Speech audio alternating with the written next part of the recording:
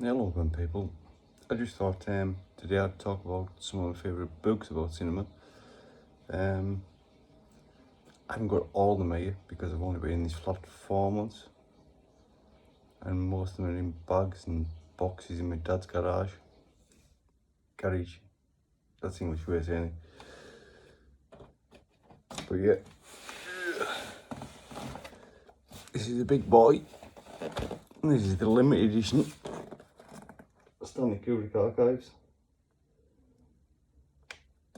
So inside here you've got an absolutely tremendous hardback book full of stills, full of actual strips of print from Kubrick films.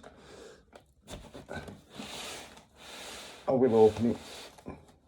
The top's all smashed up because the book's that heavy that the handle snapped, and the packaging's pretty much done. But I've had this for about 10 years. 10, possibly 12 years. Yeah, it's all fell apart. So this absolutely massive weighty tome, and if I can even open it, so you've got pictures in the first pages of his own prints of his films, a timeline of his films,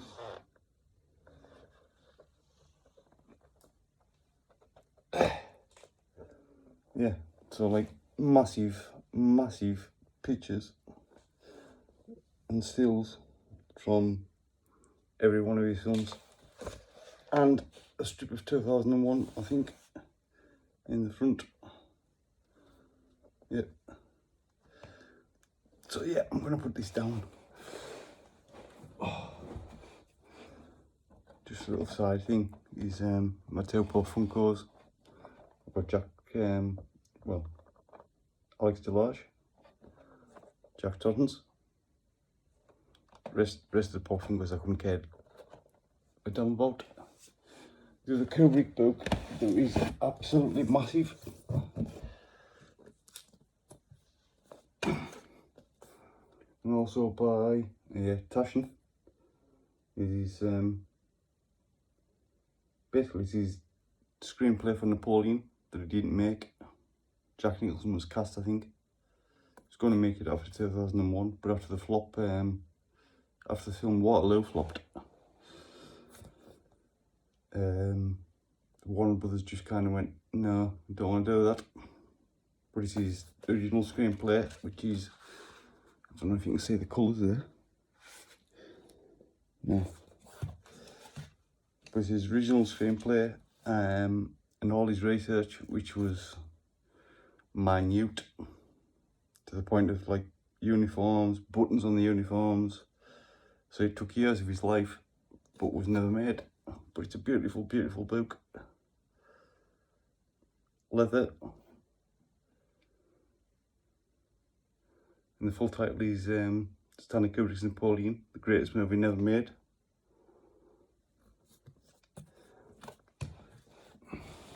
Which brings me on to two of the books.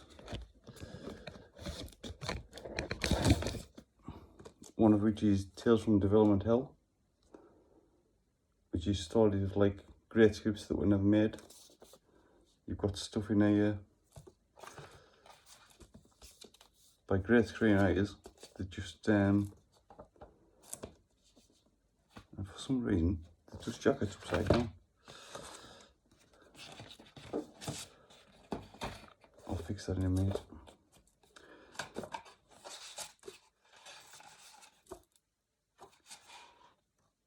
Yeah, so Disillusioned, which is about a film script called Smoke and Mirrors, which was about an actual story in World War II where the British Secret Service hired a magician to make tiny tanks and tiny cardboard sets.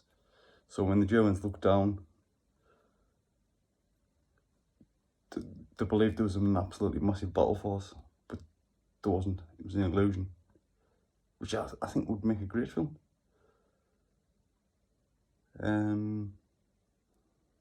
You've got stories about like the different versions of Lord of the Rings that weren't made before Peter Jackson made them. One of which was written by John Borman. One of which Kubrick kind of played with and wanted to cast the Beatles and all this. But obviously neither version was made. John Borman's script for Lord of the Rings is absolutely insane, by the way. It's online, and I think there's a podcast that talks about that actually does a script read through. It's got, yeah, it is insane. And then he made Zardoz, and if you've never seen Zardoz, do watch that because it's also insane. Talking about John Borman, a great autobiography, which is his Adventures of a Suburban Boy. And I will keep telling people about this film before I die. I mean, John Borman was famous for Point Blank with Lee Marvin, which was like his calling card in America. He was famous for Deliverance, which scared the bejesus out of me as a kid, still does, but still a great film. He made Exorcist 2, which I kind of like, to be honest with you. Great Morricone score, but the film in this that he talks about a lot and which is absolutely autobiographical is Hope and Glory, which was, at the time I think it was nominated for, that remains a thing, nominated for Best Screenplay, but it's a story about him growing up during World War II in England, and it's a tremendous film. It really is a tremendous film, and since the trope or the thing now is for directors to be making autobiographical works, like Spielberg's got one coming out called The Fabelmans. There was Tarantino, I suppose, with Once Upon a Time in Hollywood, which was about, you know, like his memories of 1969, plus a few other things. There was Roma, set in Mexico, which is basically his childhood. So that seems to be a kind of trending story arc at the minute, or storytelling thing for people to make, or great directors to make, like autobiographical films, you know, about the childhoods. What else have we got? Smoking in Bed. Pardon me. Smoking in Bed by Bruce Robinson. Bruce Robinson wrote one of the greatest screenplays of all time, in With the Yellow Eye. I've got a limited edition up there with my name on it, and it's numbered, from Arrow. He's only directed 1, 2, 3, 4 films, and he has several screenplays sitting about on a shelf that nobody wants to make. But With the Yellow Eye as an absolute reading pleasure, not just a film, because I mean I can quote that film all day long. I love that film, but as an actual piece of picking up a book and reading a screenplay is tremendous. His descriptions of the kitchen, his descriptions of, and his dialogue is just absolute firecracker.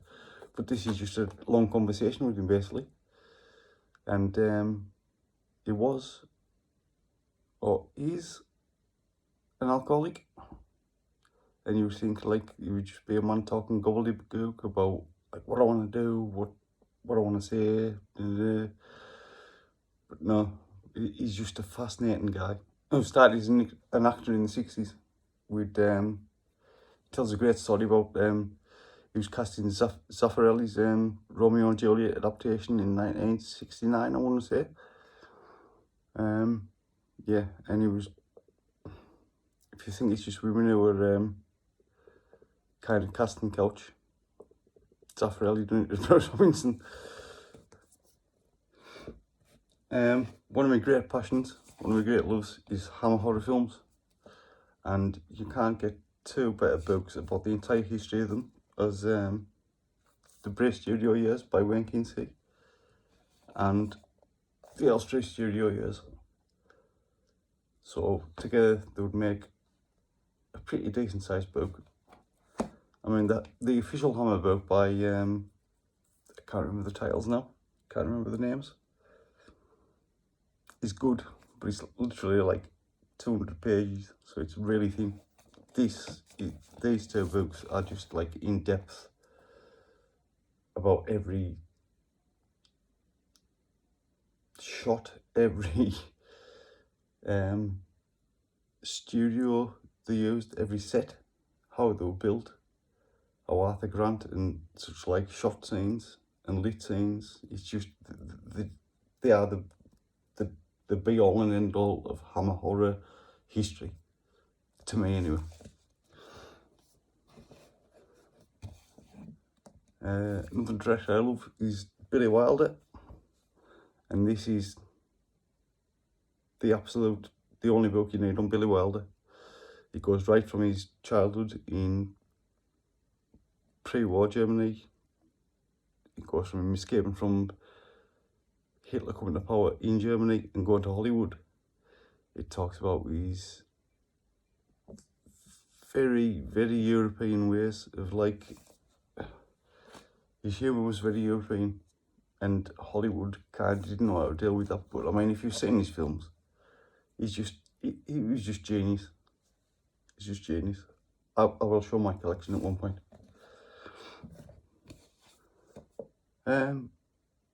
Really pivotal book for me is Scorsese, and I've got several of these Faber on Faber, where directors, it's basically long conversations. So I've got Cronenberg on Cronenberg, I've got Scorsese on Scorsese, I've got Gilliam on Gilliam, about Terry Gilliam. I've got the published, I don't think it's the same kind of format where it's like a long conversation, but like, yeah, there's pictures and stuff in Taxi Driver, obviously, seminal film.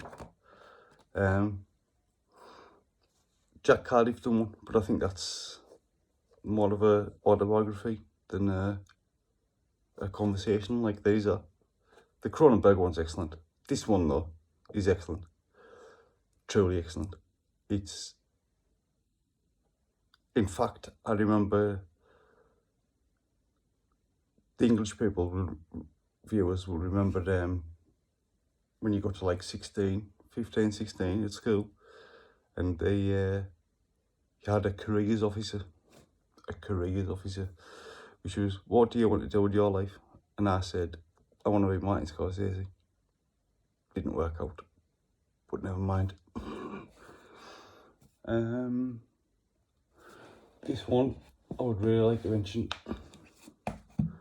is Offbeat by Julio Upton, and it's really about the obscure end of British cinema. It's like crime, horror,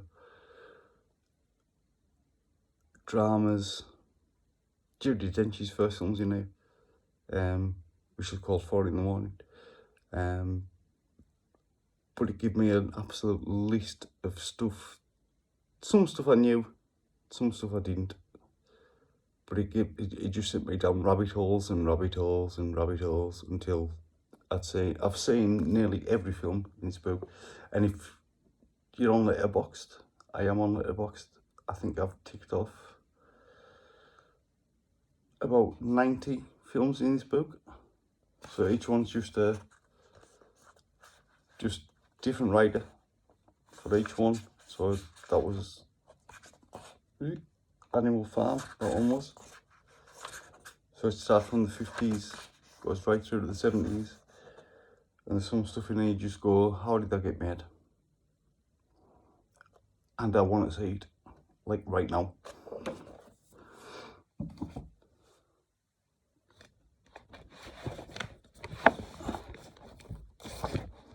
This is a great book. It's been revised a couple of times, English Gothic, and it's a history of British horror cinema.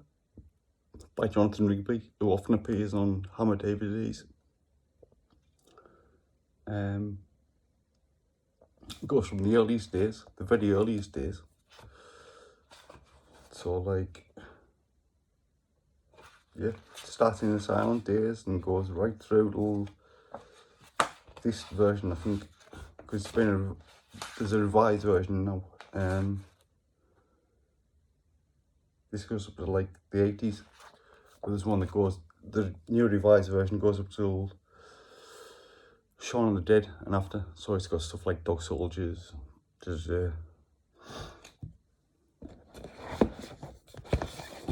one of the greatest films ever made, in my opinion, and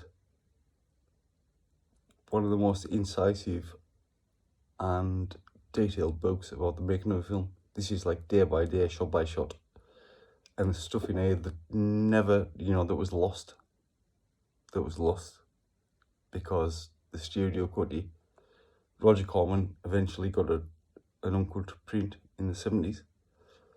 There's been several cuts since. I own every version. I keep buying this film all the time. I keep buying it. New version, yes, buy. I've even visited the bar where it was filmed. But it's yeah, it's a very detailed book about the actual shooting of a film, and it's great if you're into that kind of thing.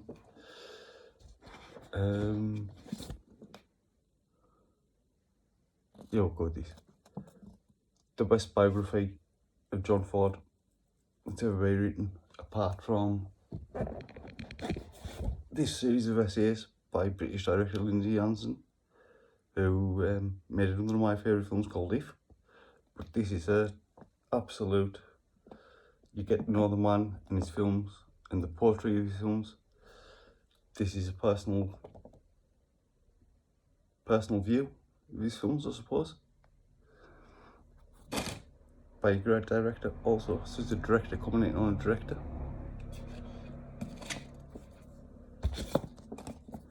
Easy Riders, Raging Bulls, fantastic book about New Hollywood.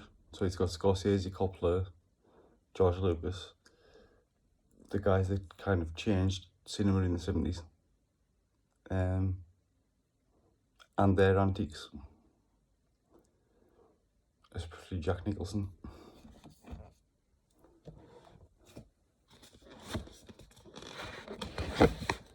A great imprint, a great book label is Fab Press. They've kind of slowed down in recent years, but like this is well out of print, as I think most of them are. And I own quite a lot of Fab Press stuff. But this is Making Mischief, about Pete Walker, who was the king of British exploitation horror movies in the 70s in England. And that covers from Frightmare, which is a tremendous film. Tremendous. Low budget, but like tremendous horror film. It's and most of his films were, it was like kind of, as we say in England, taking the piss out of the establishment. And most of his best films were written by David McGillivray, who ended up writing for Julian, can't remember his name. But anyway, he's writing comedy now. But David McGillivray is a great raconteur and a great writer. But Pete Walker kind of retired in 1982, I want to say, after he made a film which starred all the greats: Vincent Price, John Carradine Sr., Christopher Lee, and Peter Cushing. And it was called... No, can't remember. I should remember this stuff. But yeah, he kind of retired after that. And it was a Menem, a Golden Globes production. But this is all about his career. So yeah, you've got... I don't even want to show that one. Wait till I find... Yeah, but it's got all like video covers and like, you know, the front of house sets you would have in cinemas before you went in. But yeah, he was just messing about with his television. Shock horror, like Mark Morris, who used to work for Anchor Bay, UK. I was a big user of that forum back in the day, back in 2002-3. And this is like basically, this is a signed edition as well. If I can get to it. But this is a companion piece to a book he wrote called The Art of Nasty, which was all about, and you could not help be not affected by it as a child growing up in England. The video nasty hysteria, shall we say. I remember walking into video shops as a kid and just going, oh, I want to say that. And then they would have under the counter stuff that was banned. Yeah, governments banned films in the 80s. Thatcher. So yeah, it's a signed edition, all signed by the authors and stuff. But it's basically video covers. I mean, look at that stuff. It's just full length pictures, mostly video covers of video nasties. The artwork alone, I mean, the films weren't half as good as the artwork looked when you finally got to saw them, and I have seen all of them, for good or for bad. That I just bought a Blu-ray of, and it was filmed 7 miles away from me, and I'd been to weddings in the hotel it was filmed at, and reenacted scenes. That's how sad I am. Another Fob Press one is this book on Donald Cammell, who set off as an artist in the late 50s, early 60s, then ended up basically co-directing Nicholas Roeg's first film performance, which was Mick Jagger and James Fox, or was it Edward? I also get them two mixed up. But yeah, he was a fascinating guy. He knocked about with, he had dealings in the occult. He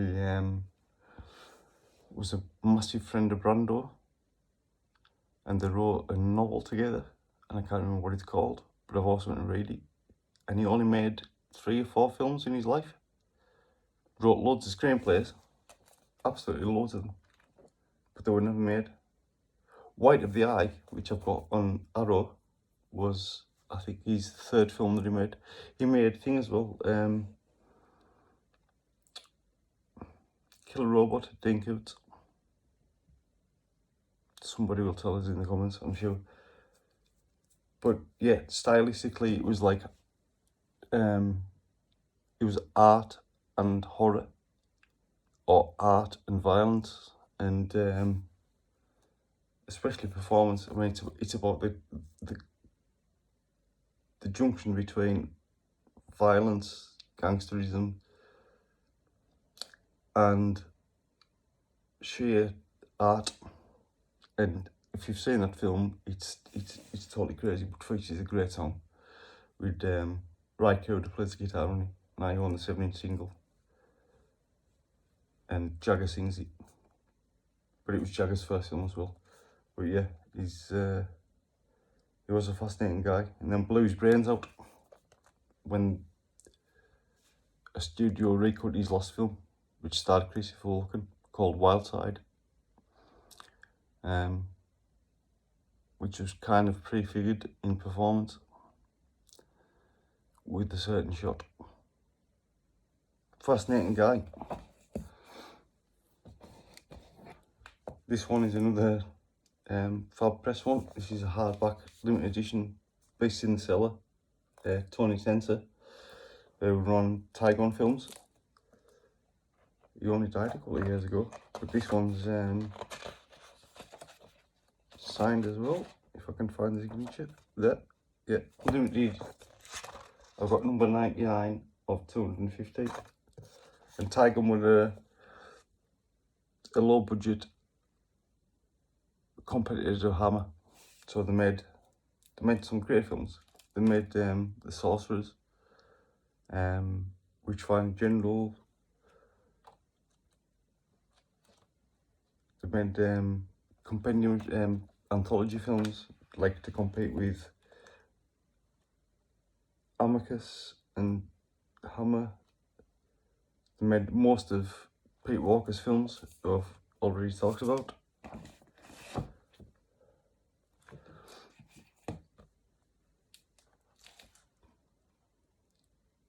And in the end, I think in 1981, 82,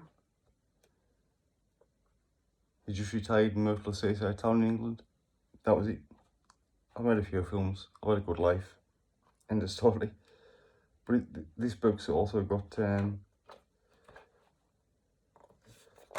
a list of unfilmed projects. I mean, you won't be able to read it, but unfilmed projects. It's got a list of cuts to the BBFC,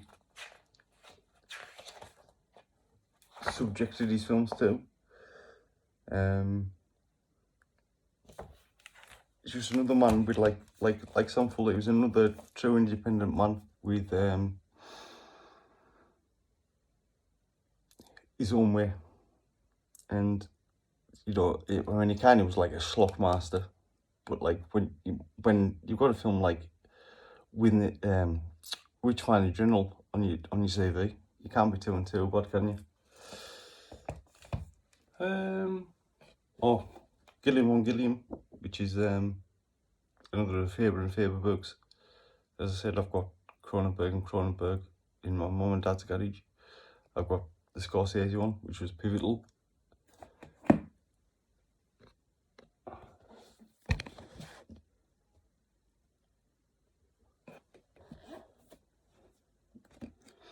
Bit of schlock. Bronson's lives again, so it's just like an overview of Bronson's films post Death Wish. I've also got The Making of Death Wish. What's that called? Oh, there we go.